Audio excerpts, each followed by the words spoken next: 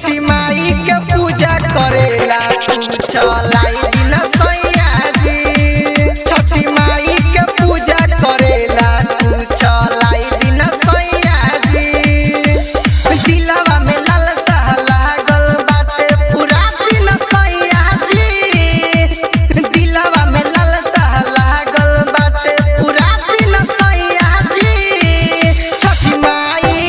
छठी माई के पूजा करेला सब कुछ लाई दिन सैया जी। छठी माई के पूजा करेला सब कुछ लाई दिन सैया जी। बोलो बोलो छठी मैया की।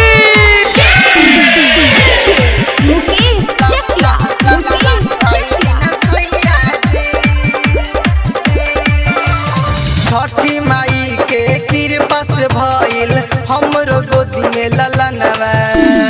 दिलवा में श्रद्धा लागल बाटे तू हो पूरा 10 जनवा। छठी माई के कृपा से भइल हमरो गोदी में ललनवा। दिलवा में श्रद्धा लागल बाटे तू हो पूरा 10 जनवा। पैसा हजार लह मधुबन बाजार के पैसा हजार लह मधुबन बाजार के रास्ता धली जी। पैसा हजार लह मधुबन बाजार के रास्ता धली जी। छठी माई के पूजा करेला फल फूल लाई दिन सैया जी। छठी माई के पूजा करेला सब कुछ लाई दिन सैया जी। बोलो बोलो छठी मैया की। मुकेश चकिया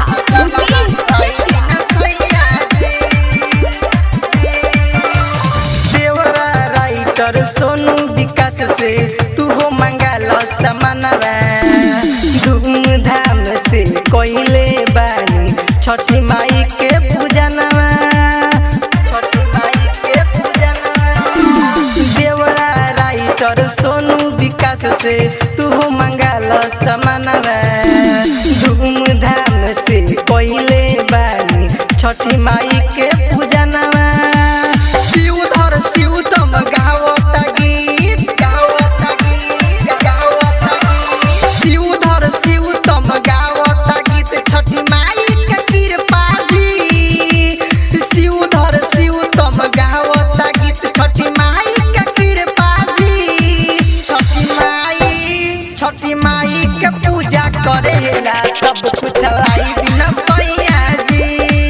छठी माई के पूजा करेला सब कुछ लाई दिन राजा जी। दिलवा में लालसा लागल बाटे पूरा दिन सैया जी। दिलवा में लालसा लागल बाटे पूरा दिन सैया जी। छठी माई के पूजा करेला तू चला